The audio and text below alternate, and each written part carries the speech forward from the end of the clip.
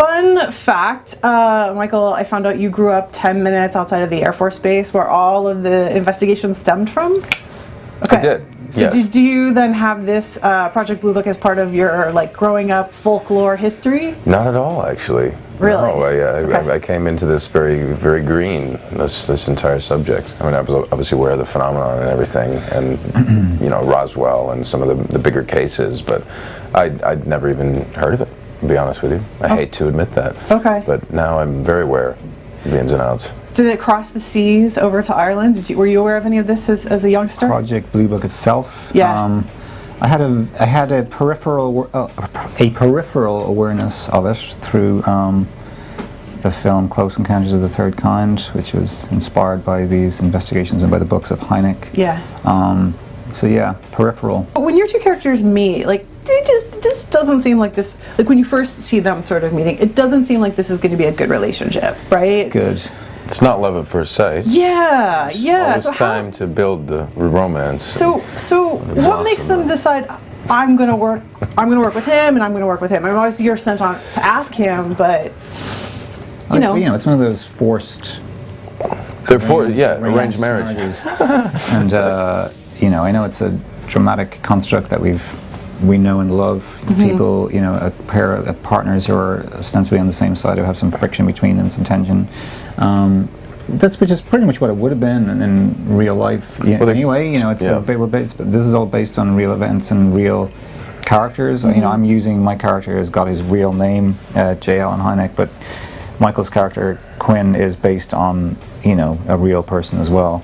And they did work together, and one did bring the other in, or was told to bring the other in, and they wouldn't have been on the same page initially, or employed the same methods, or had the same goals in mind, solving cases versus investigating them until they're thoroughly ended, which might never happen, Right. We both would have been accustomed to working with people within our own fields, and especially with the Air Force, there's a certain way you talk, a certain code of conduct, and in his field. I'd be more staring into telescopes for years on end, waiting for that thing that's 2 billion miles away to get a little bit closer.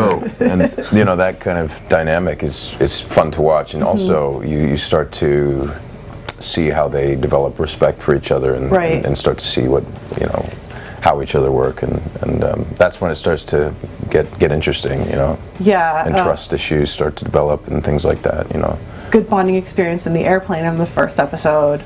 Yeah, it's the ultimate bonding experience. As the series goes on, Hynek wants to dig deeper into everything. He always wants to go as far as he possibly can on these cases, right? And you're always having to rein him in. How much friction does that create too? Because there's not unlimited resources, number one, and the military, your boss is pushing for answers all the time too. They actually had very limited resources and money to shell out, at least from where we were sitting. But yeah, I think that friction is one of the big calling points to the show, and it makes it for really great television. I don't know what else. Yeah, I mean, Hynek would want to get to the heart of the truth of the matter, and just in a logical way, and would be determined, not obsessive, but just determined, and I want to close the cases. Do my job. And so do I. But when they're done. Right. I'm hastily trying to do it. I'm trying to, if I can figure out a conclusion that seems justifiable, plausible, boom, done. Headline, move on. They often did their breakdowns after they'd already released statements to the press, debriefings and things.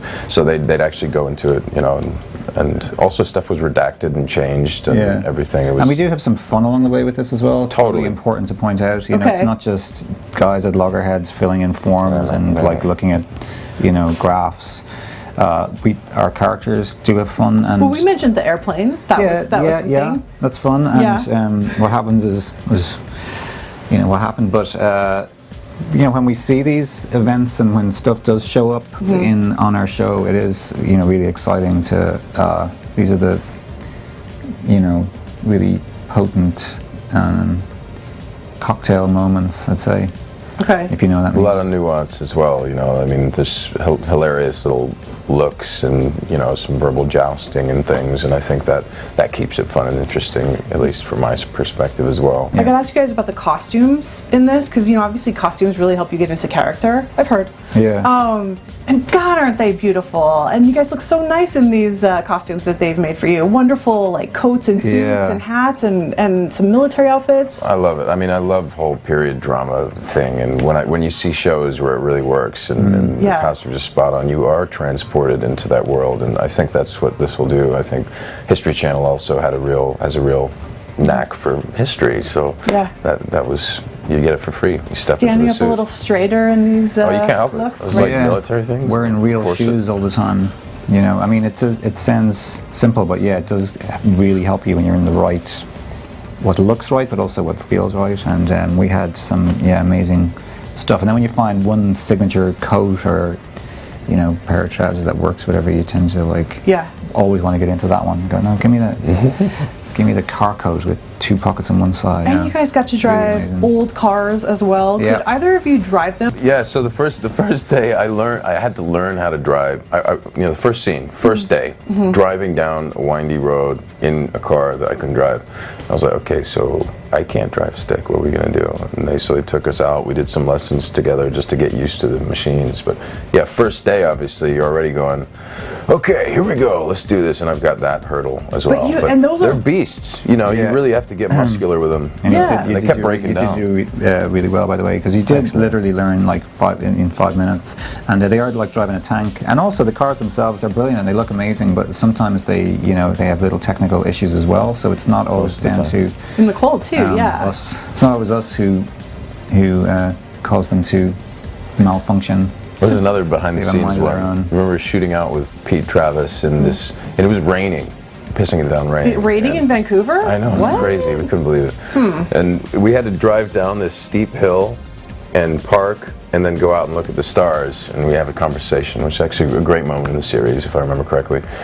Anyway, the car just said, nah, I'm done. Just went kaput.